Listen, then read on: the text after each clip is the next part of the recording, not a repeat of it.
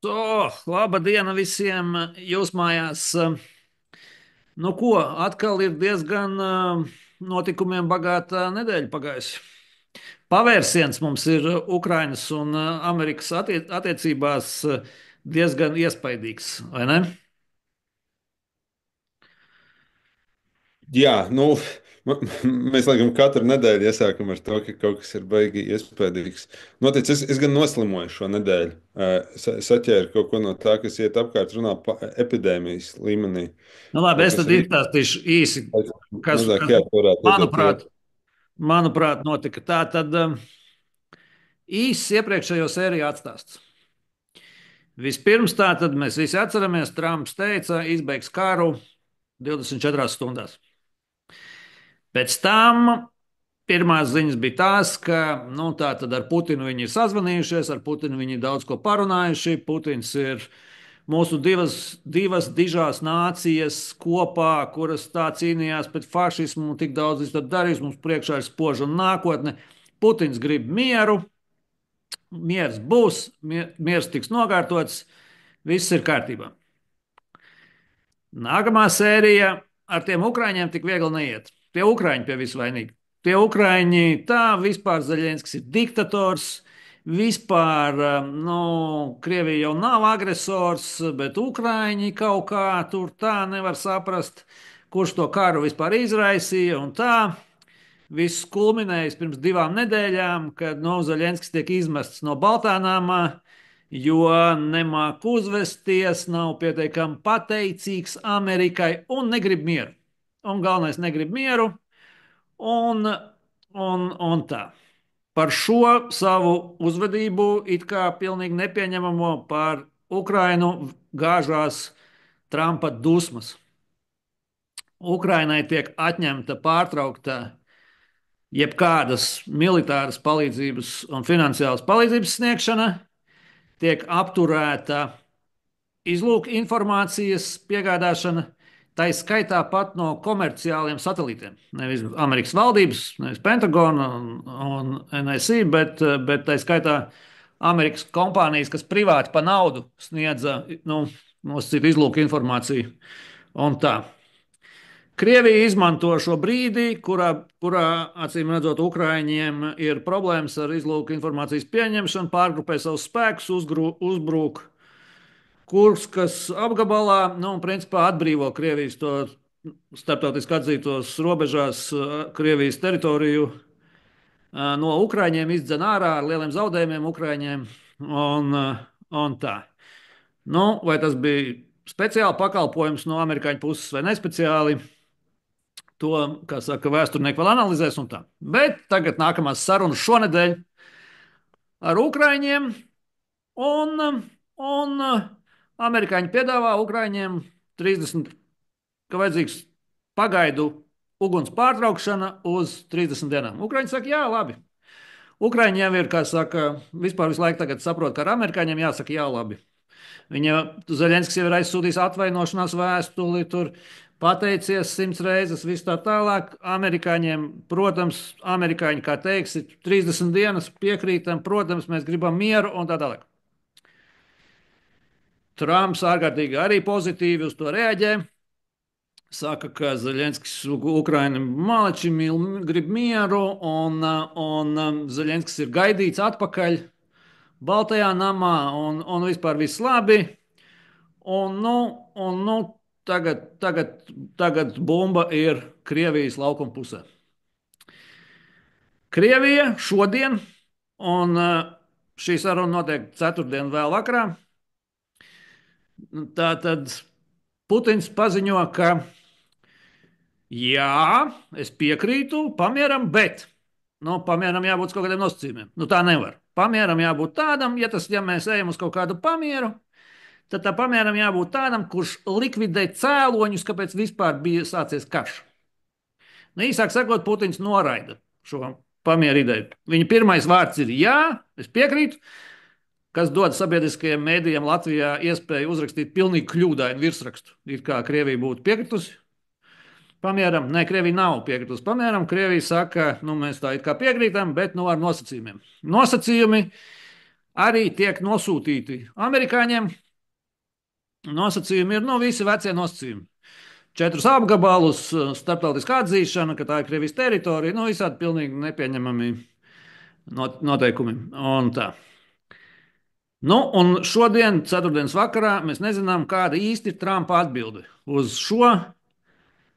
Trumps vēl nav, acīm redzot, iepazinies līdz viņam visu dienu tikšanās. Tur, tā skaitā, ar NATO vadītāju un vēl kaut ko. Tur ir kaut kāds presenes bijušas, kur viņš runājas ar presi, bet viņš vēl, acīm redzot, nav līdz galam lietas kursā. Viņš vēl nav šo jauno situāciju komentējis. Pēc visas loģikas vajadzētu būt tā, ka tagad Trumpa dusmām vajadzētu gāzties pār Krieviju. Tagad ir tas brīdis. Tagad mēs redzam, Ukraiņi grib mieru, Krievi negrib mieru, Krievi nerespektē Amerikā tavas idejas un tā tālāk. Un tā tālāk. Tagad ir tas brīdis, kad pavērsienam vajadzētu notikt un vajadzētu amerikāņu un Trumpa dusmām gāzties par Putinu, ieročiem sākt plūst milzīgos apmēros uz Ukrainu, jauna veida sankcijām pret Krieviju un parādīties un tā tālāk un tā joprojām. Vai tas tā būs, to mēs droši vien redzēsim tuvākajās dienās līdz pirmdienai, gan jau mēs to redzēsim. Tā es redzu, kas ir šonadēļ noticis. Jā, es noteikti piekrītu. Tas tāds ļoti svarīgs pagrieziens. Man gan priekšnojauts saka, ka tas izrādīsies ilgtermiņā mazāk svarīgs notikums nekā varbūt mums tagad to liekas. Tas tā izskatās. Es varbūt negaidītu, ka iznākums no tā būs ieroču plūšana un Amerikas ārkārtīgi ieguldīšanās Ukrainā. Es drīzāk paļautos uz to, ko Trumps pats ir teicis, un kā viņš ir rīkojies arī iepriekšējās reizēs ar cita veida šādām lietām. Ja viņam neizdosies tas, ko viņš mēģina izdarīt, tad tikpat labi iespējams, ka viņi vienkārši izies no šī konflikta un atstās to kā Eiropas problēmu. Un viņi vairāk kārt gan pats Trumps, gan administrācija ir tā izteikušies. Tas ir viens no iespējamiem scenārijiem. Grūti tā izdarīt. Es saprotu, jā, bet tas nav tas Ziemeļkorejas gadījums. Te ir grūti tā izdarīt. Starp citu, es aizmirsu piemetināt, tad, kad Ukraiņi tagad ir labie un Zeļenskis tagad gaidīts Baltā namā, amerikāņi arī atjaunoja tās piegādes, ieroču piegādes un apmaiņu ar izlūku informāciju. Un Polija apstiprināja, ka piegādes ir atjaunojušās. Iziet. Nevarēs iziet. Kā iziet? Tad nevarēs īsti. Tad nevar īsti iziet no šī visa, manuprāt. Nē, es nezinu, varbūt var, bet nav tik viegli, manuprāt, vienkārši iziet.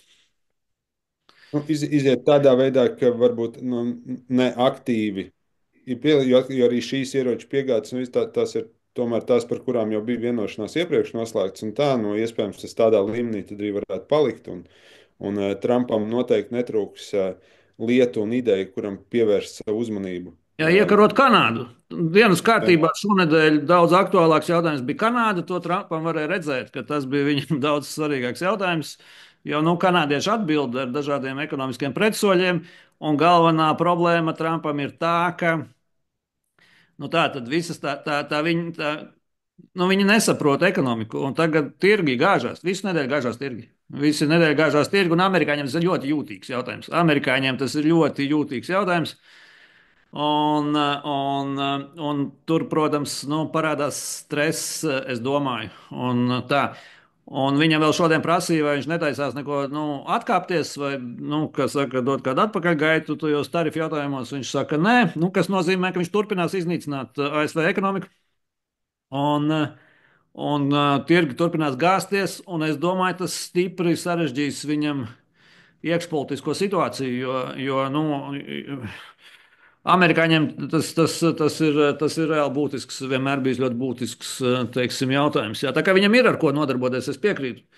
Es tikai neredzu, kā viņš tās Ukrainas iziet.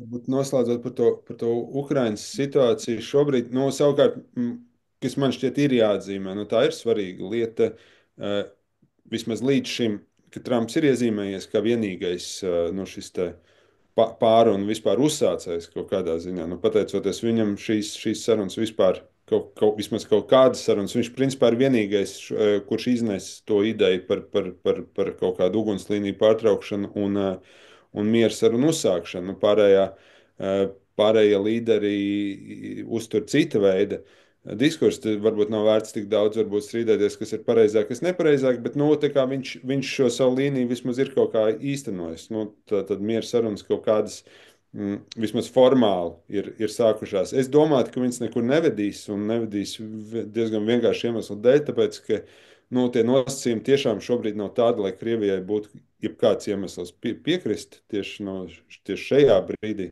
kaut kam tādam.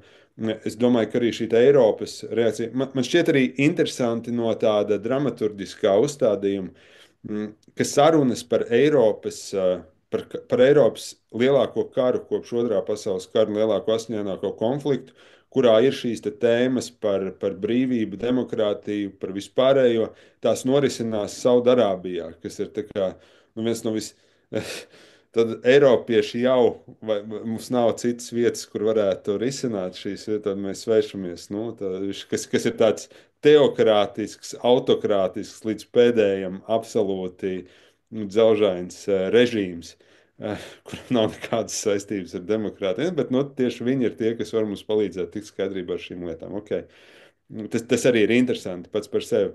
Bet interesanti arī, ka Eiropieši kaut kā tiek atstāti no vienas puses tam malā, bet tā gatavošanās un tie priekšlikumi, kas izskan no Eiropas puses, arī ir tādi nu, īsti nesaprotami. Nu, piemēram, par šo miera spēku nogādāšanu Ukrainā, kas ir uzreiz skaidrs, nu, ka tā nebūs nekādā veidā aprunājama opcija.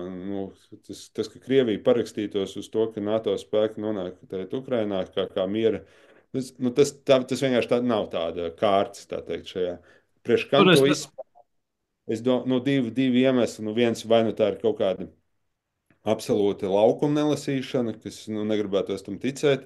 Nu, otrs, varbūt tās ir, nu, jo tagad tomēr ir parādījusies tā tēma, ka šis karš daudziem, nu, diemžēl, protams, tas nav patīkami, bet daudziem politiķiem, tostarp mēs arī pagājušajā sākām runāt Makronam, Britu premjeram, nu, tas kļūst par tādu politisko jājam zirgu situācijā, kur viņiem citādi varbūt nebūtu ko izspēlēt, nu, tad tagad var šādas aktivitātes paziņot, kuras nekad nebūs jāīsteno, piemēram, nu, ja tas nekad nebūs iespējams.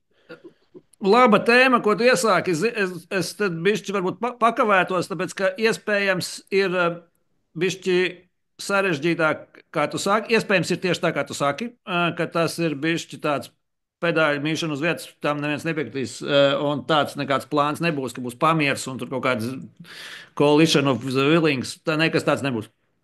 Bet tātad Makrons šonadēļ savāca pie sevis, nu, faktiski NATO bez Amerikas.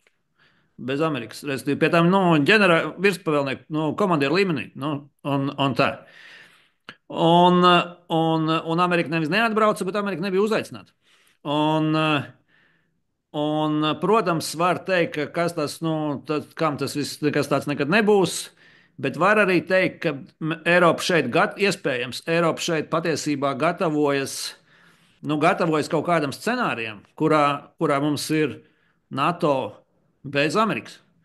Un te varbūt nav, nu, tas iemesls ir, kāpēc tādā sastāvā savākties un kāpēc tādā sastāvā runāt. Tas formālais iemesls tiek minēts tas, ko tu saki, bet iespējams, ka īstais iemesls šeit ir gatavot kaut kādus krīzes scenārijus. Ņemot vērā nu, Trumpa visādo neprognozējumību un tā tālāk, visādus krīzes scenārijus, kur NATO ir jāturpina funkcionēt un, teiksim, aizstāvēt NATO dalībvalstis, bet bez Amerikas. Jo ko citu tur tādā sastāvā, lai īsti apspriestu. Ja? Un iespējams, ka tas ir nu, prātīgi un pareizi. Visu laiku mēs tagad, visu nedēļu runājam, kā tā Eiropa pieļāva, ka viss tik ļoti balstās uz Ameriku, ka visi mēs te tā uz Ameriku un tā tālāk. Kā tad neviens ātrāk nesaprata, ka nav pareizi visus uz Ameriku tik ļoti balstīties? Nu, lūdzu, mēs redzam kaut kādas kustības, kas varētu nozīmēt, ka Eiropa ir signālu sapratusi. Ok, taisnība. Jā, varbūt vajag mums domāt kā bez Amerikas. Un tā kā varbūt, ka tur ir kaut kas tāds, kas notiek. Jā, un šajā varbūt ir svarīgi tas Vācijas kustība, kur um, paredz tūlīt sākt diezgan vērienīgu bruņošanās kampaņu. Daudz Nu, jā, visā miljardu, Eiropā. Jā. miljardu apmērā. Nu, uz to arī ar tādām dalītām jūtām, jo no vienas puses, it kā, protams, patīkam apzināties, jā, ka Eiropa sapurinās un mobilizējās. No otras puses, ja nu ko vēsture rāda, tad Vācijas bruņošanās ir reizēm beigusies ar diezgan negatīvu rezultātu pašai Eiropai. Nu, man grūti pat paredzēt, es nelīdz galam ticu tai Eiropas mobilizācijas iespējai un tam, ka Eiropa var izveidoties kā kaut kāds vienots spēks. Es īsti neredzu to kodolu, ap kur tas varētu centrēties. Un otrs, tas Eiropas virziens līdz šim ir tomēr bijis relatīvi haotisks un destruktīvs. Un, nu, teikt, protams, ar šo karu mums ir tas fokus nomainījies, bet mēs diezgan ilgu laiku un ne bez pamata runājām par šo Eiropas savādo nāvi un par visām lietām, kuras nu, mums tie iekšienē mm, darīja dažādas problēmas un raisīja visu kaut ko. Man būtu grūti iztēloties, uz kā pamata Eiropā apvienosies. Domāju, tagad uz tāda komunikatīva un entuziastiska un vēl kaut kāda. Tur var dažādas akcijas veikt, bet lai tas dzīvē realizētos, nu, man šķiet ļoti, ļoti tāls tas lēciens ir. Visādi iemesli dēļ, nacionālo valodas, ideoloģisko, nu, virkni vēl citu. Nu, jā, iespējams. Nu, pastīsimies, tas būs interesanti. Es tikai vēl gribēju piebilst par to, ka saka, ka Trumps īsteno kaut kādu savu līniju. Es domāju, ka visa tā problēma ir tā, ka Trumpam nav nekādas stratēģijas, un viņi vienkārši nezina, ko viņi dara. Viņi vienkārši, tas ir, un viss, ko viņi dara, ir kaut kādā no diplomātijas un politikas viedokļa, kādā absurdā, pat neamatieriskā, es nezinu, kādā ārprātīgā līmenī, un viņam nav nekāda plāna. Un ja tas beigsies, piemēram, tagad ar to, ka nu, tā tad tagad pēc kā tam loģiski vajadzētu beigties, bet nu, Trumpa gadījumā par loģiku un tādu runāt, nu, bet, nu, ja tas beigsies ar to, ka tagad viņš reaģēs uz Putina atteikumu, tāpat kā uz iedomāto Zaļenska atteikumu, un mums versīsies nu, tagad tā kā pret Putinu un pret Krieviju, kā viņš ir solījis, nu, tad mēs esam tur, kur mēs bijām ar Baidena politiku. Amerika to ir darījusi no pirmās dienas. To arī vajadzēja darīt un mierīgi turpināt. Un varbūt stingrāk darīt, varbūt vairāk darīt, varbūt spiest Krieviju vairāk nekā Baidens. Jā, bet nu, tas bija tas virziens. Mēs vienkārši būsim nonākuši atkal pie, nu, atpakaļ tur, kur bija jau jābūt no paša sākuma, nedarot visu šo te, teiksim, kaut kādu pa vidu kaut ko. Bet es nezinu, vai mēs tur būsim. To jau, protams, vēl redzēsim. Ja. Es minētu, ka mēs nebūsim, tāpēc, ka mans minējums būtu, ka Trumps nedarīs pret Putinu to pašu, ko viņš darīja pret Zelenski, un vienkārši iemeslu dēļ, tāpēc, ka Trumpa no šīs te, ko tu saki, diplomātija, ārpolitika, viņi balstās ļoti vienkāršā lietā, viņi balstās viņa personiskajās attiecībās un viņa priekšstatos par šīm te personiskajām attiecībām, kuras, un ir kaut kāda cilvēku daļa, kurus viņš respektē un pret kuru viņam ir nu, teiksim, jā, šīs te, tādas cieņpilnas, varētu teikt, attiecības. Un tad ir, un ir pretējais, kur ja viņš nerespektē, tad viņš disrespektē pilnīgi. Nu, tā kā mēs tur varējām redzēt, tur pret to pašu Ukrainas, ne Ukrainas pret Polijas pārstāvu, kuram viņš lika gaidīt, un viss šīs te, nu, tāds, ja viņš neizjūt kaut kādu īpašu veidu tādu bību, pret to konkrēto cilvēku, tad viņš rīkojas pavisam citādi. Nu, tas ir tas, kāds ir Trumpa personības profils. Tas ir jāņem vērā. Un otra lieta, man šķiet, kas ir jāņem vērā, ir šova elements. Nu, tomēr ko mēs redzam un kam mēs visu šo laiku sakojam līdzi, ir šovs. Nu, lielā mērā. Trumps ir šovmens. Viņš ir burtiski no realitātes šova nācis. Tas ir tas, kas viņam darbojās, un tas ir tas, kas darbojās labi līdz šim. Es domāju, viņš tieši to arī darīs.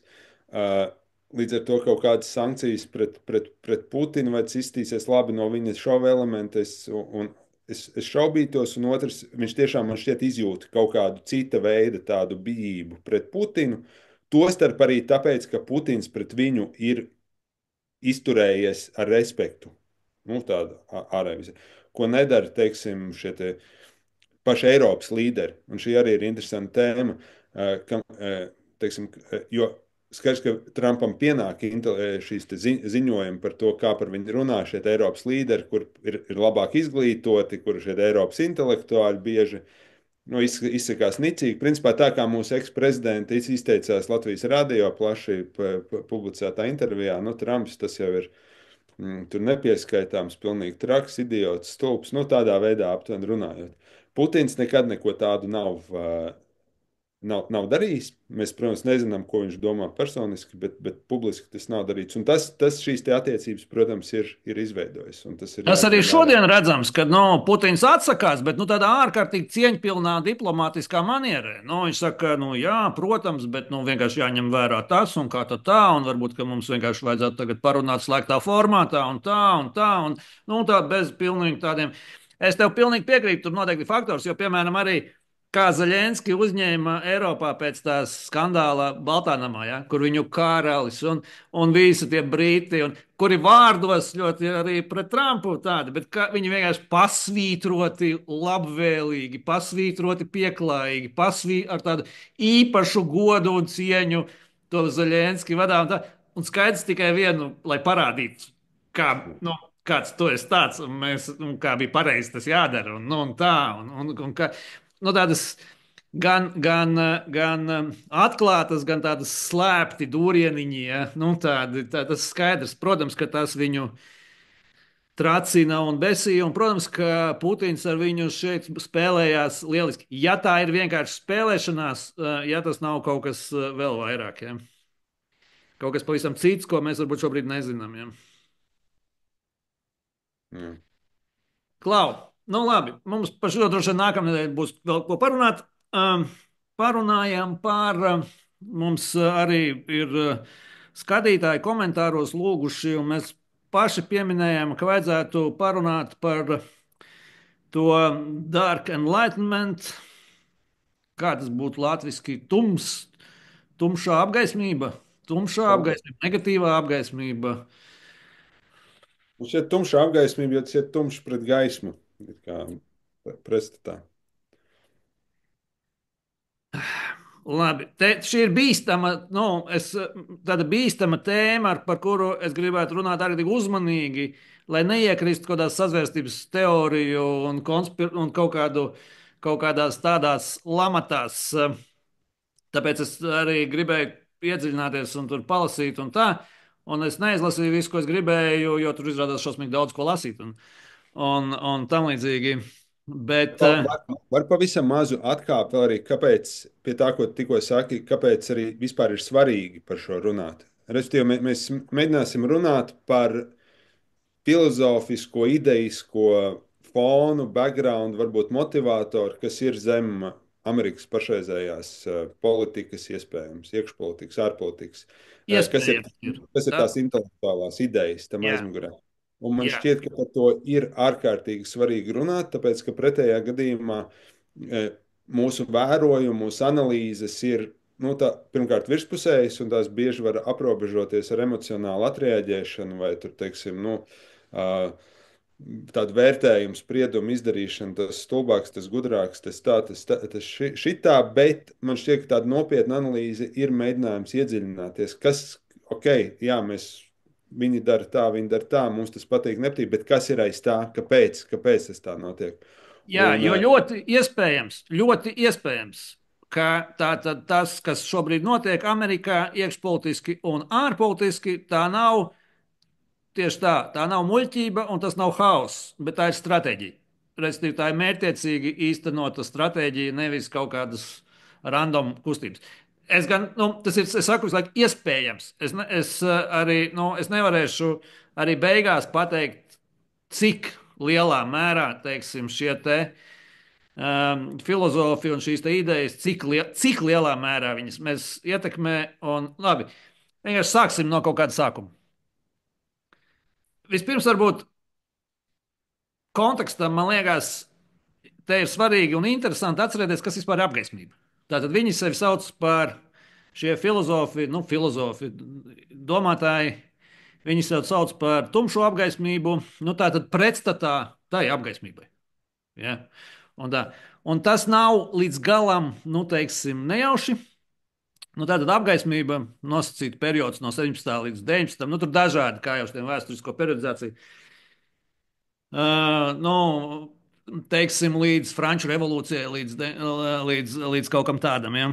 Un, un apgaismība ir nu, tātad intelektuāla kustība Eiropas vēsturē, kuru, ja mēs sauktu uzvārdus, tur ir vienkārši visi. Ja? Tur ir Dekarts, protams, Bekons, tur ir Leibnids, tur ir Spinoza, tur ir Hobbes, tur ir Hjums, tur ir Žaks Ruso, tur ir Voltērs, tur ir Adams Smits, tur ir apgaismība, tie ir nu, visi tie, tas ir nu, Kants, Immanuēlam Kantam ir esēja, kas ir apgaismība. Tā tad visi tie lielie ģēniji, uz kuriem balstās mūsu civilizācija. Nu, ne visi, bet nu, tā tad vesela liela porcija ar nu, ģēnijiem, uz kuriem balstās mūsu nu, tā pasaule, rietumu pasaule, vērtību, ideoloģiju un tā tālāk ziņā, kurā mēs dzīvojam. Un šī intelektuālā kustība, kas izaug uz nu, renesanses pleciem, viņas nu, viens no centrāliem motīviem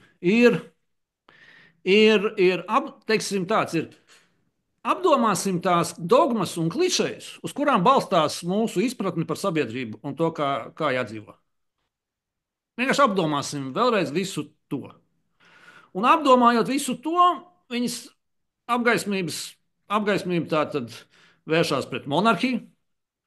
Apgaismība tā tad rada visas šīs idejas, ka, nu, ja mēs par politiku runājam, teiksim, rada visas šīs idejas par, es nezinu, baznīcas sadalīšanu no valsts, par varu dalījumu valdībā, par brīvību, vienotību, nu, Franču revolūcijas kontekstā, ja, teiksim, brālību.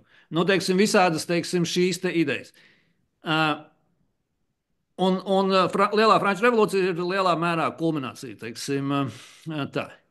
Apgaismība, protams, risina visas šīs nu, ticības patiesības versus prāta patiesības dilemu, ja, teiksim, kas nāk vēl no viduslaikiem un tā tālāk. Bieži apgaismību saka, ka viņi sākās ar 1637. ar Dekarts, ka publicē to pārskats par metodi vai pārunas par metodi, kur nu, tāda ideja ir, ka nu, viss ir jāapšauba un jāatbalsta tikai tas, ko tu vari ar prātu. Nu, tā, nu, protams, tas tiek pateikts kristīgā pietiekami, lai viņi nesadedzina, bet nu, un tā. Kantam ir esēja, kā es teicu, par to, kas ir apgaismība, un tur viņa sākās ar ideju, ka tā ir drosme domāt savas domas. Nu, drosme domāt. Cilvēki, Kants saka, cilvēki nedomā nevis tāpēc, ka viņiem trūktu intelekta, bet tāpēc, ka viņiem trūkst drosmes. Tā ir apgaismība. Un tagad nāk džeki Amerikā, kuriem ir drosme. Nu, kuriem ir drosme un kuri sāk apdomāt tās dogmas, uz kurām balstās mūsu pasaule, šī brīža pasaule, rietumu civilizācija. Tieši šīs pašas valsts iekārtojums, sabiedrības pārvalde, brīvība, nu, visas vērtības un tā. Nu, lūk, un viņi nāk ar tādām idejām, ka demokrātija un brīvība nav savienojams, kas ir spēcīgs apgalvojums, ņemot vērā, ka mums demokrātija un brīvība bezmaz ir sinonīmi. Viņi nāk klajā ar tādām idejām, ka nu, šī demokrātija, kurā mēs dzīvojam, viņa ir novecojusi, viņa ir sevi izsmēlusi, liberālisms ir sevi izsmēlis, un nu, mums ir jādomā par jaunu valsts pārvaldes formu, kaut kādu citu, labāku, efektīvāku. Šī nedara nekam, šī ir sevi pilnībā izsmēlusi.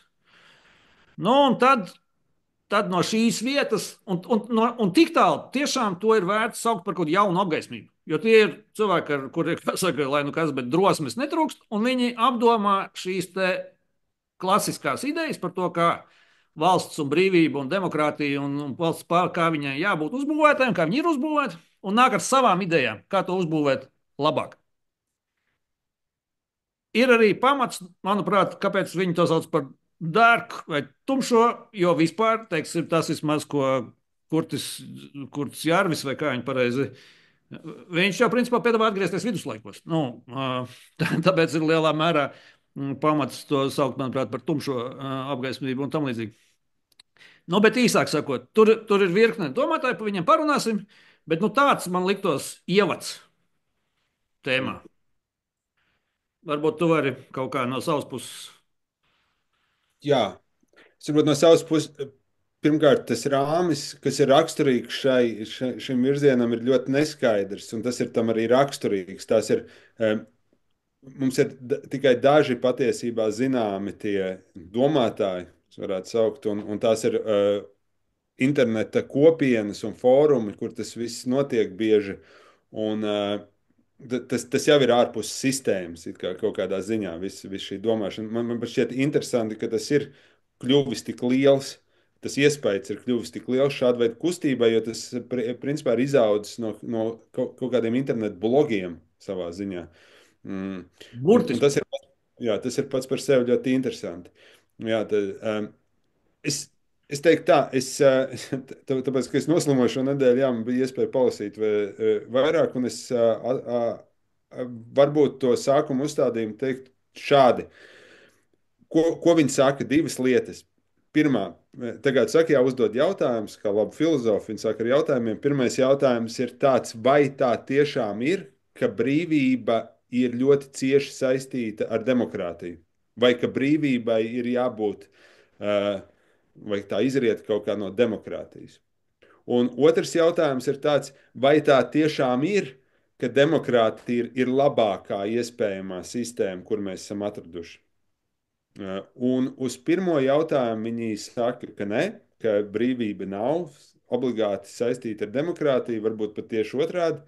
Un viena no iemesliem, ko viņi saka, ir, viņi atsaucās pat uz Amerikas konstitūciju, ka visur tiek runāts par liberty, par brīvību. Starp citu, arī Franču revolūcijā mums ir libertāte, mums nav demokrātija tur pieminēta. Nu, tā tad ir brīvība, un tad ir kaut kāds režīms, kā demokrātija, kā pārvaldes forma, kas nestrādā labi. Viņi saka, kāpēc tas nestrādā labi, nu, tāpēc, ka viņi sēž pati sevi. Tur ieskanās tāds marksisms, idejas arī tiek apspēlētas, bet, nu, principā, jā, tā kā mēs redzam, ka šis režīms apēdz pats sevi visādi iemeslu dēļ.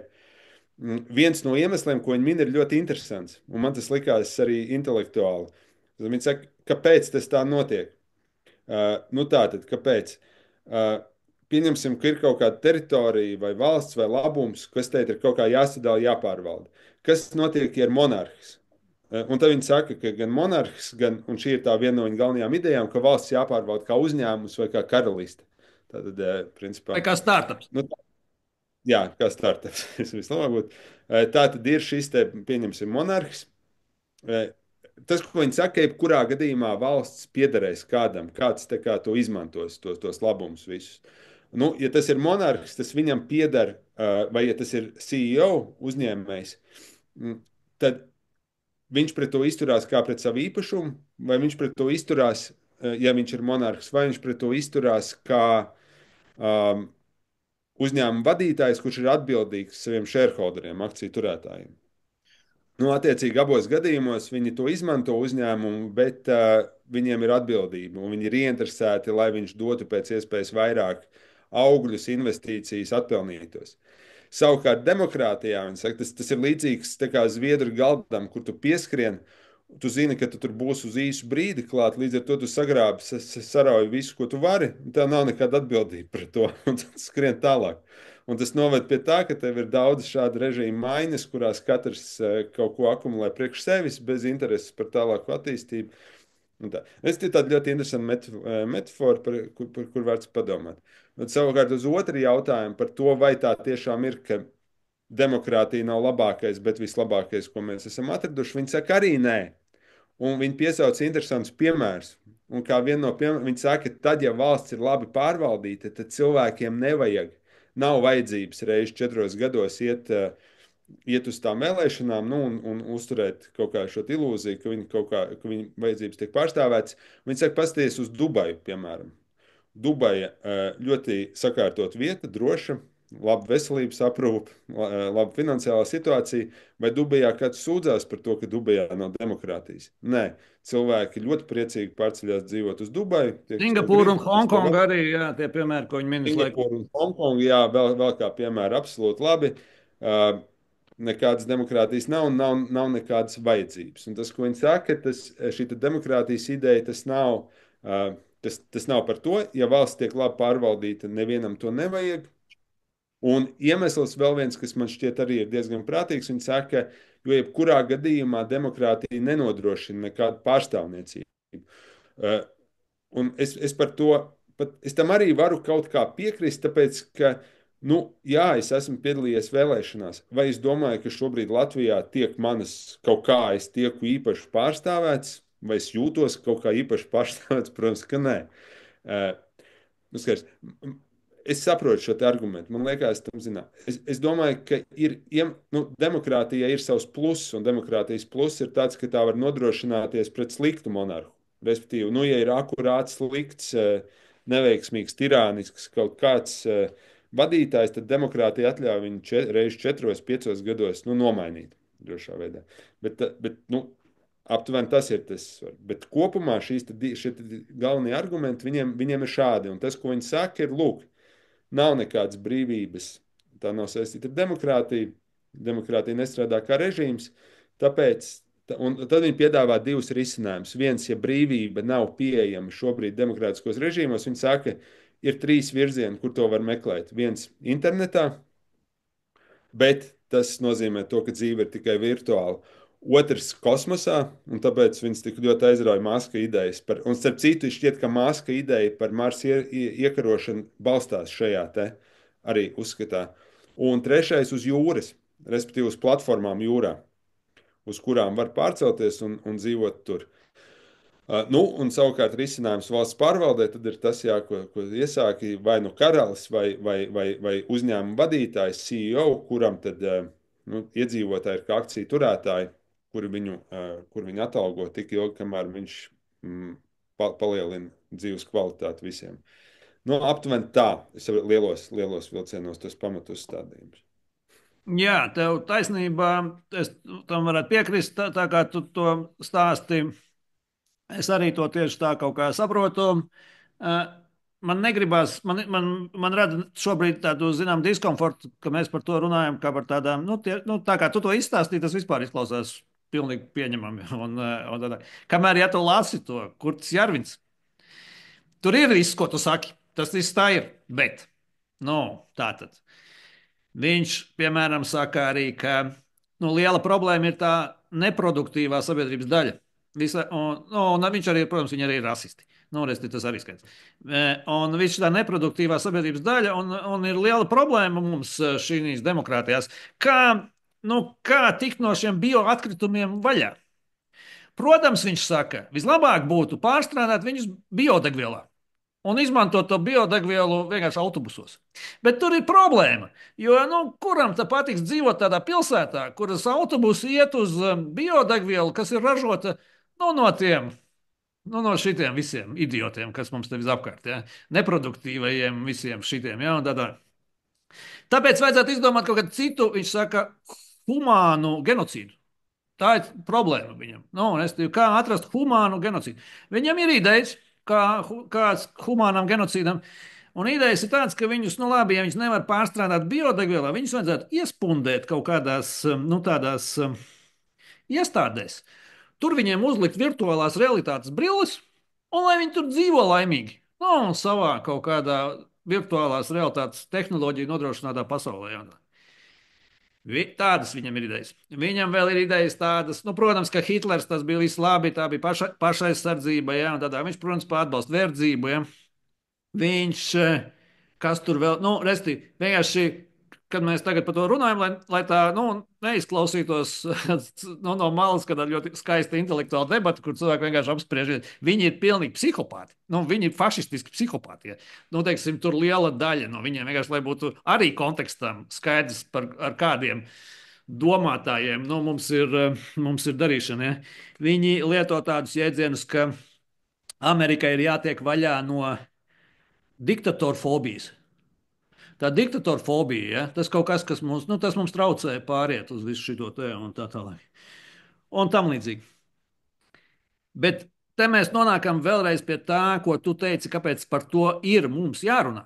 Mums par to ir jārunā tāpēc, ka tas nav vienkārši kaut kādi blogeri, psihopāti ar idejām. Pirmkārt, tā tad. Un vienkārši tāpēc, šeit, lai izvairītos no sazvērstības teorijām, tad kādi šeit ir fakti? Fakti šeit ir tādi, ka tā tad tas Kurtis Jārvins, kurš ir galvenais tur autors, tur ir vēl, bet viņam ir visas šīs galvenās un vistrakākās idejas.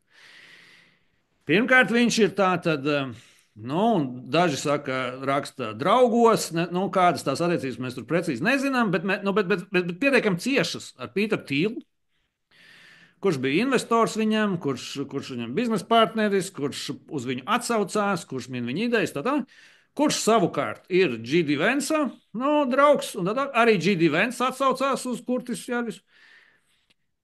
Tīls intervijās stāsta šo, ka demokrātija nav savienojama brīvību un visu kaut ko tādu.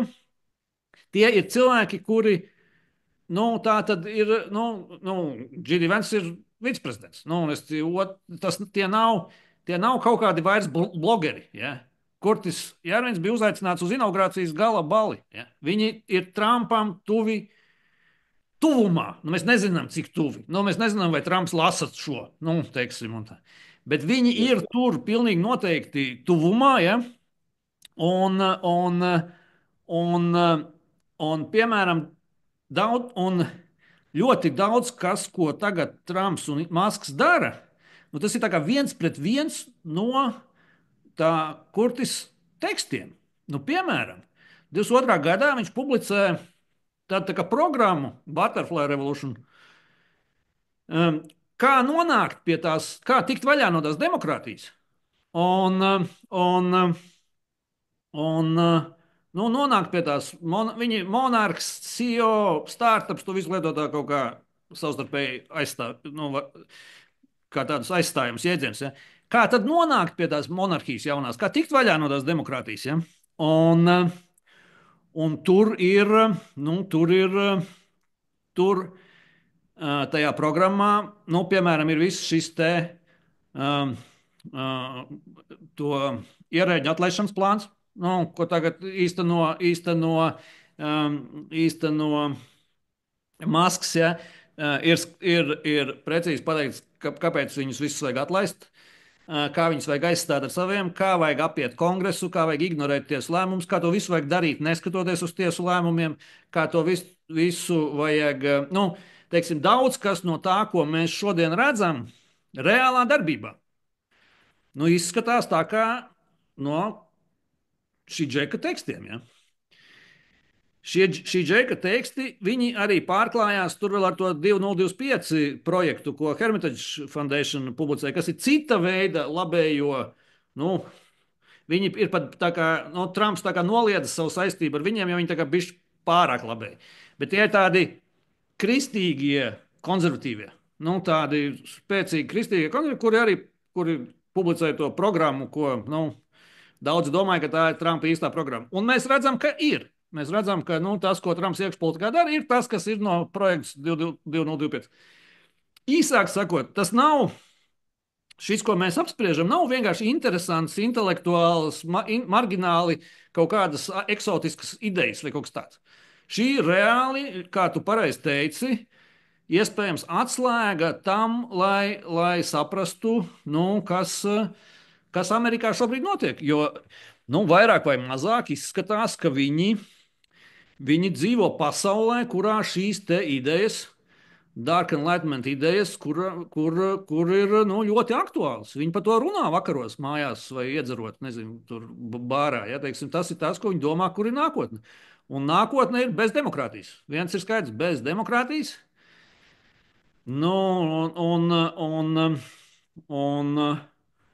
Jā, un, protams, ka tur skaidri nolasās, ka nu, tagad viņi ir varu ieguvuši, viņiem varu nevajag vairs. Nu, šis vienkārši ir plāns tās valsts, esošās valsts sistēmas izjaukšanā, un tad uz tās bāzes nu, būs jābūvē jaunā trumpistu, magistu monarhija.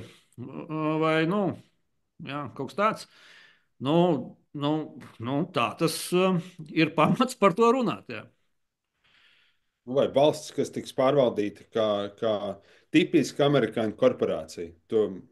Man tās idejas atgādina jā, tādu korporatīvismu. Un es domāju, tas ļoti labi sasaucās ar Trumpa šo virzienu, kurā jātiek sajaukta iepriekšējā pasaules kārtība, tā vietā radot nu, šī ideja par spēka centriem, ka nav vairs nozīmes nu, tur kaut kādām teiksim, tur koalīcijām, kas balstītas kaut kādos vēsturiskos līgumos, ka tur vēl kaut ko nozīmīgs ir spēka centriem. Tas ļoti atgādina tādu biznesa situāciju, kur korporācijas, kas savā starpā konkurēs, nu, konkurēs, protams, arī uz spēku principu vai uz kā cita. Es droši vien mums to ir grūti, bet man šķiet, ka pati par sevi ideja, ka iepriekšējā sistēma nedarbojās, un pati par sevi iepriekšējās sistēmas apšaubīšana un arī sagraušana, viņa nav ne laba, ne slikta. Nu, tas ir dabisks vēstures kaut kāds attīstības posms. Es domāju, vai tieši šajā virzienā būtu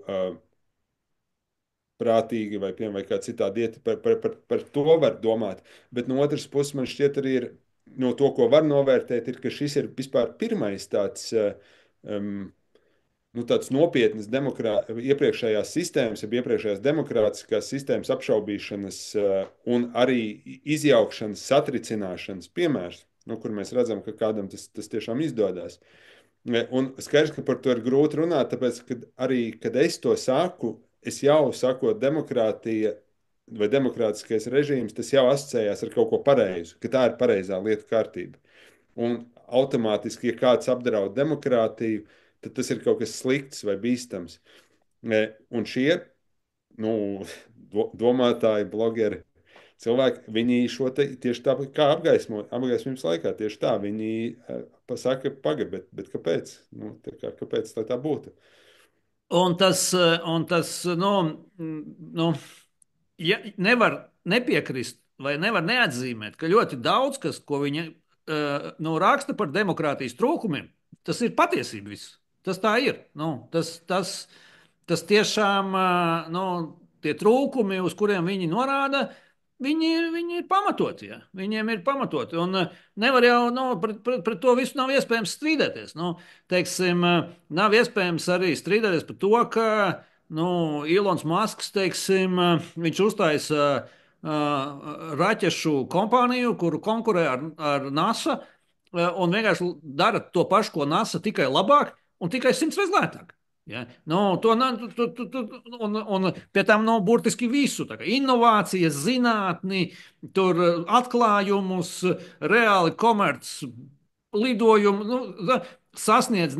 Nu, sasniedz īsā laikā daudz vairāk nekā NASA ir sasniegusi, teiksim, 30 gados, ar 100 reizes vai vēl vairāk, vai daudz 100 reizes mazāku budžetu. Ja? Jā, jā. Un tādā garā. Un nevar noliegt, daudz ko tur nevar noliegt. Un tā. Vienlaicīgi, viņu, manuprāt, tajā vīzijā, tā tad viņa ir. Tur saplūst, protams, vairākas lietas. Piemēram, tas Hermitage Foundation, kur tur tie kristieši, konservatīvie, nu, tādi tradicionāli amerikāņu, vienkārši ļoti tādi radikāli, ekstrēmi. Vai, jo šie tehbro un šie dārki, viņi netic dievam. Viņiem dievs nav. Viņiem kaut kāda tradicionālā ģimene, tur dievs, tur viss šis tāds, viņiem vispār nav interesanti. Viņi vienkārši vispār, viņi nezina tādus vārdus. Viņi par to vispār, viņiem tas pilnīgi vienalga, ja tur kaut kādas tādas lietas.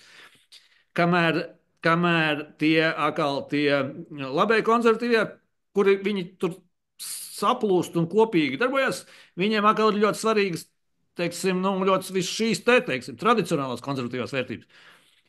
Rezultātā, manuprāt, tā vīzija, ar ko tas viss beidzās, ir tāda, ka mums tā tad ir monarhija, viņuprāt, jābūt monarhijai, diktatūrai. Nu, īstai, stingrai, absolūti monarhijai, kur, protams, visa vara pieder šaurai, nu, diktatoram, bet nu, arī šaurai balto kristiešu, vīriešu, miljardieru grupiņai. Un tad lūk, šie baltie kristiešu miljardieri, daži, viņiem būs brīvība, jā. Jo viņi tur varēs darīt, ko viņi grib. Šī jaunajā valstī. Viņiem vienkārši ir pilnīga brīvība. Pārējiem, es neredzu, kāda ir vieta šī modelī. Pārējiem, nu, ir katrā ziņā kaut kāda ļoti pakārtota darba spēka un nezinu kā funkcija. Un ja tu nekvalificējies pat tai, tad, nu, tad tev ir vienkārši bioatkritumi, kurus pārvērš biodegvielā. Nu, Es tā, domāju, ka tā. no vienas skatījuma tur šī sistēma jau, protams, ka nav izstrādāta. Un tāpēc, tas, ka viņi ir tik brīva un nesakopta un internetā balstīta, tas, protams, paredz to, ka tur ir miljonus visādas uh, idejas cirkulē no ļoti trakām, radikālām līdz pilnīgi saprātīgām. Tur ir variants, kurā viņš šo interpretē tā, ka iedzīvotāji ir, piemēram, akciju turētāji. Nu, kur attiecīgi viņiem ir tas. Bet tu iesāk runāt par reliģiju, es gribētu to iedot to, varbūt to noslēdzošo, kas man likās patiesībā viena no visinteresantākajām lietām no reliģiju pētniecības viedokļa.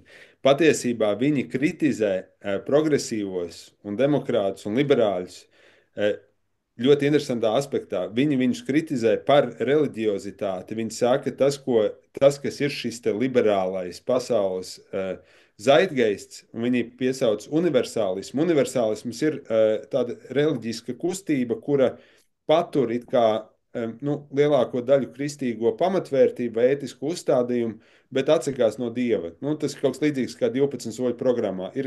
Mēs piekrītam, ka ir kāds augstāks spēks, kā katrs to definē, var nedefinēt vispār. Tas nav tik svarīgi, bet svarīgi ir tas, ka mēs ticam labajam un mēs esam izpalīdzīgi un mums ir kaut kāds ētisks priekšnostats. Nu, lūk, tas, ko šie tumšās apgaismības cilvēki saka, viss progresīvisms, viss liberālisms mūsdienu ir kaut kas tāds, ir kā atūdeņota reliģija, kas ir saglabājusi vai mēģina saglabāt kaut kādas tādas gaisīgas, universālās konstrukcijas, tur labāka pasaule, tur zaļāka nākotne, tur vienlīdzība visiem. Šīs lietas, bet viņiem nav vairs, un viņi ļoti specifiski vēršas pret protestantismu. Viņi saka, tā ir tā protestantiskuma it kā evolūcija, un tas ir ļoti slikti.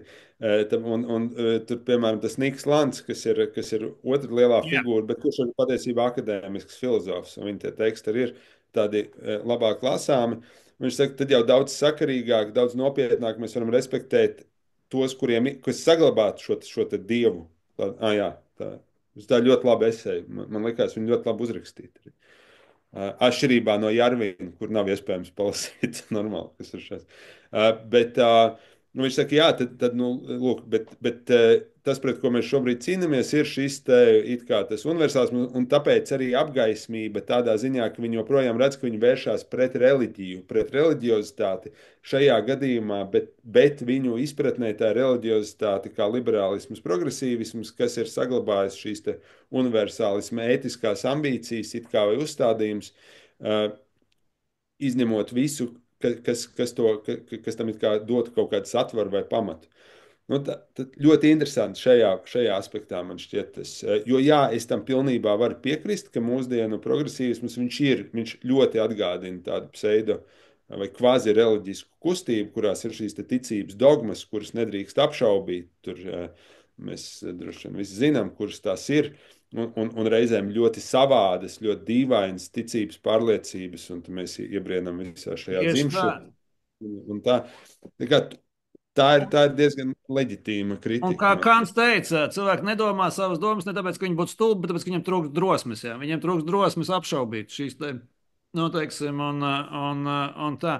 Nē, nu tur ir ļoti daudz nu, tādu nevienmēr oriģinālu. Šis jau arī velk uz kaut kādu nīču, bet, nu, restīvi, bet, piemēram, visas tās viņa idejas par katedrāli, par, nu, tātad par to, ka ir mediju un intelektuāļu un ekspertu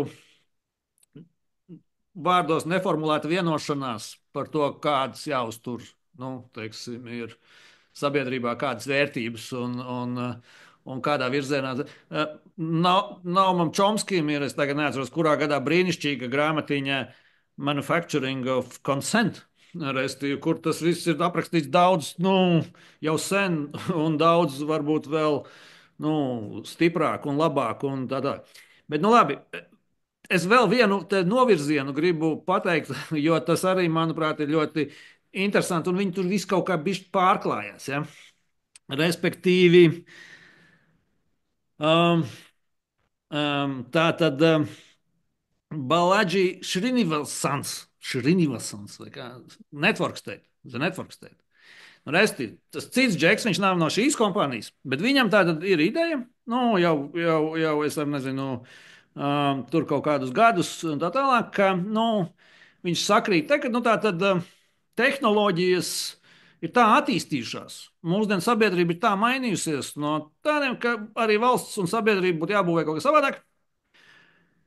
Nu, principā, tas, kā es saprotu, es neizlasīju līdz galam, bet nu, tas, kā es saprotu to viņa ideju, ir, nu, kad nu, tīklā, restīvi, mēs Twitterī vadītu valsti. Kāpēc mēs nevarētu, nu, rupi izsakoties, kāpēc mēs nevarētu Twitterī, mēs taču katru dienu tur apspriežam un tā tālāk, kāpēc mēs nevarētu tur arī pieņemt lēmumus? Jā, mēs varētu. Nu, un tā tālāk. Un tad to visu vajadzētu savienot ar kriptovalūtu. Un tā tad tādā veidā valsts nu, savā vecajā formā tiktu pilnībā iznīcināta. Restīvi mēs pieņemtu lēmumus nu, kaut kā jauno tehnoloģiju, kaut kādā tādā veidā, tehnoloģijām atbilstošā mūsdienīgā vienkārši veidā. Ja?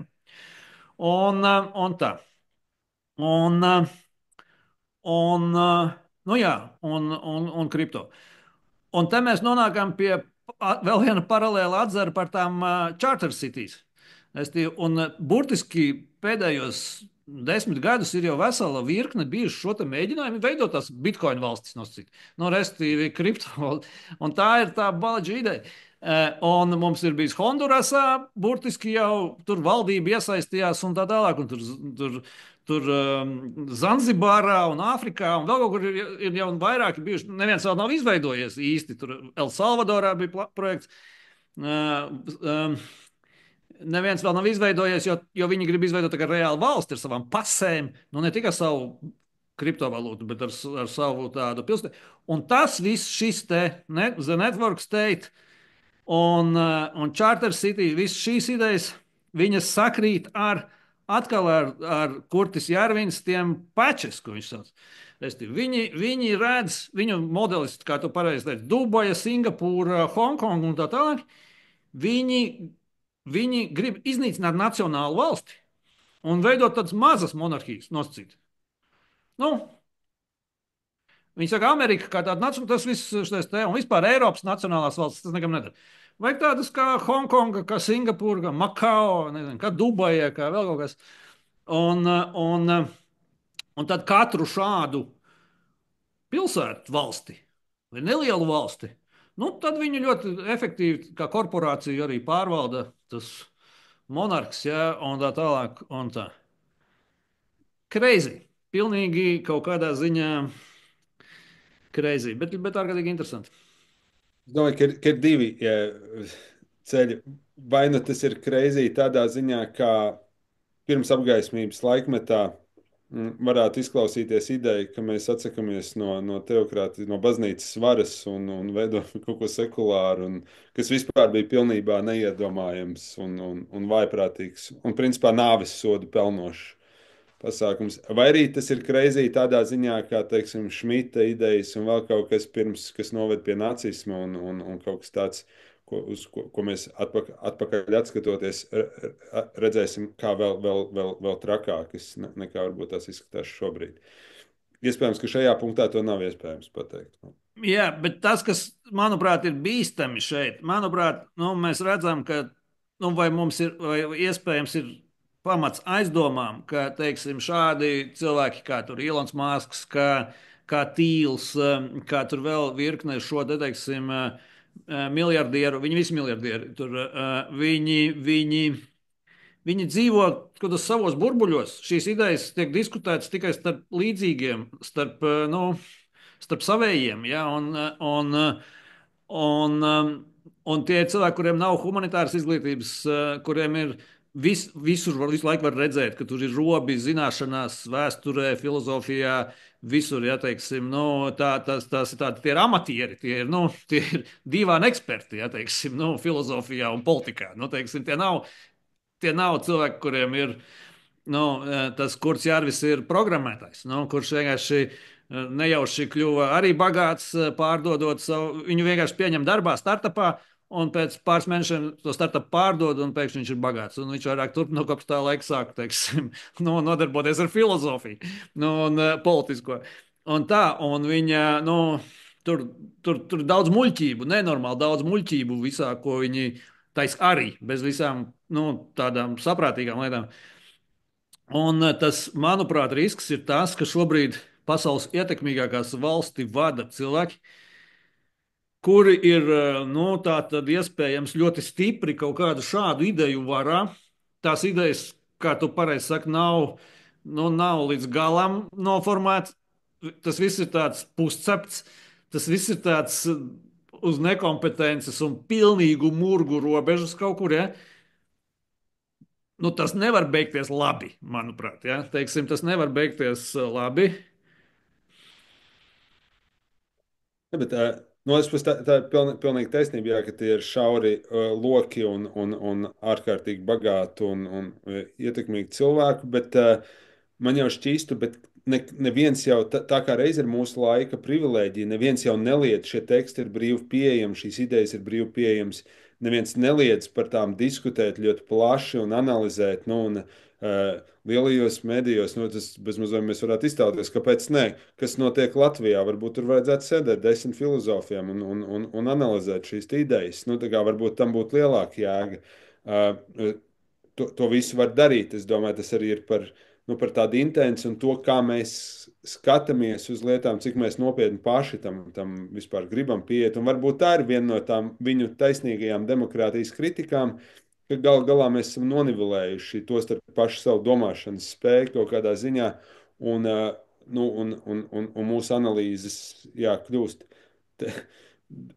diezgan tāds virspusējs, un mēs atstājam visu šo domāšanu it kā, dažu varbūt pietiekami traku cilvēku pārziņā. Tā kā Bet, var ieteikt lasīt un runāt, tā kā tas ir brīvi pieejams. Bet, starp citu, te vēl jāpasaka to, kas attiecās uz mums. Proti, tā tad saskaņā ar šiem džekiem Eiropa reāli ir ienaidnieks tieši tāpēc, ka Eiropa, tad, kad viņi visu šo mēģinās īstenot Amerikā, tad tā Eiropa, viņi tur burkst, viņi tur sēdēs un negatīvi komentēs. Un tas ir tāds sīks traucējošs faktors. Ja, teiksim, tā, viņi visu šo mēģinās ieviest. Ja, ir skaidrs, ka tie Eiropieši burkšķēs tur un tā tālāk. Tāpēc viņi jādod Putinam. Tāpēc, lai Putins viņus tur shutdown. Ja? Teiksim, un tā tālāk. Tāpēc Putins mums ir absolūti draugs un sabiedrotais. Jo vienkārši tā Eiropa mums nav draugs un sabiedrotais. Jo tā Eiropa sāks runāt par vērtībām, par ideju, sāks stāstīt mums, ka valsts tas nav uzņēmums, ja?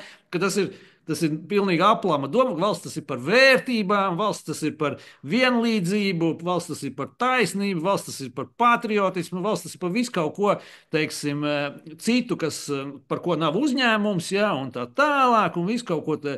Un stāstīs, ka nevajag taisīt biodegvielu no neģeriem, ja, no afroamerikāņiem, un ka nevajag viņus iespundēt koncentrācijas nometnēs un visu šo salīdzinās mūs ar Hitleru. Ja? Tur viss kaut ko traucēs, diskomfortu radīs mums tā Eiropa, ja Putins to savāktu. Ja? Ieviestu tur ar savu kārtību, ar Lukašenko un ar pārējiem, teiksim, un tā. Tas mums atvieglotu teiksim, šo te dzīvi. Tas ir nopietni, es to neizgudroju. Tas ir tāds teiksim, to tas Kurts Jārvis arī apraksta savā tajā. Nu, viņš tik skaidri neizsakās, gan jāsaka, jā, tev taisnība. Viņš laikam speciāli mēģina tur kaut kā tā izteikties, kaut kā nu, tā. Un katreiz, kad izsakās skaidrāk, tad piemin, ka tas jau bija joks un tam līdzīgi. Un, nu, tā. Bet tādas tur arī idejas, absolūti. Tas jau attiecās uz mums arī. Ja. Tas, starp citu, pārmet laipus kaut ko, par ko kādā no nākamajām reizēm varētu parunāt. Jo arī pretējā pusē arī ir sava filozofija. Krievijas un šī viņu Eirāzijas un Dugina un vēl izveidotā platforma, kas, jā, kas arī ir kaut kas, kas konkurē ideju tirgu un ļoti tiešā veidā attiecās uz mums, par ko arī man šķiet kādreiz būtu nopietni un interesanti parunāt par to, kas vispār tur ir apakšā notiek. Bet, jā, bet, lai to darītu skaidrs un lai to saprastu, lasīt grāmatas arī nevienmēr tādas, kuras ir vispār pieņemtas, tādas, kuras ir reizēm trakas, arī tas ir, nu, man šķiet, to ir vērts darīt. Kāpēc ne? Runājot par ko, es gribētu vienu īsu lietu pateikt. Ir Rīgā leģendāra vieta, kurā ir vienmēr bijušas pieejamas dažādas grāmatas, filozofijas, pārsvarā austrumu ezotērikas, jogas, budismi, visādu atzaru, viskaut kas. Rērika grāmatnīca, kuru droši vien cilvēki labi zina, Šķāka ielas, koka māja, kopš 90. gadiem šķiet, nu, kur varēja atrast un joprojām var atrast viskaut ko. Ļoti, ļoti plaša. Šobrīd Rērija grāmatnīca tiek pārdota, un es varbūt kāds, kurš klausās, varbūt ir kādi lieki, nezinu, pār 10 000 droši vien, kurus gribās kaut kā forši ieguldīt ar mērķi, nu tad lūk, šeit ir ļoti laba iespēja to izdarīt, ieguldīt tajā, lai Rīgā paliktu šāda viena grāmatnīca, jo Rīgā ir tikai viena ezotēriskā un cita veida literatūras grāmatnīca, tā ir Rērija grāmatnīca. Un noteikti, ka pilsēta ir daudz labāka ar šādu grāmatnīcu nekā bez tās. Pilnīgi noteikti, ja neizdosies investors atrast, visticamāk vienkārši pazudīs šī grāmatnīca un iespējas parakņāties tajā visā, kas tur ir. Jā, nu, ja gadījumā kādam gadās, man šķiet tā būtu laba investīcija. Šis ir jau otrais gadījums īsā laikā, kad es saņemu uzaicinājumu uz grāmatnīcu, kur tiek slēgta, iepirkt tur kaut kādas grāmatas, jo Roberts Buks aizvērās. Vai. Jā. Jā, nu vismaz es saņēmu kaut kādu, kad ir pēdējais kaut kas, atnāciet, nopērciet un tā kaut kā. Un tā. Tā kā grāmatnīcas nevar ciet, un jā, ja kādam ir iespējas, lai grāmatnīcas nevar ciet, dariet kaut ko. Nu labi, paldies, Nīl, bija brīnišķīgi saruna. Tiekamies pēc nedēļas. Ja? Jep, līdz Visu labu! nākamajam.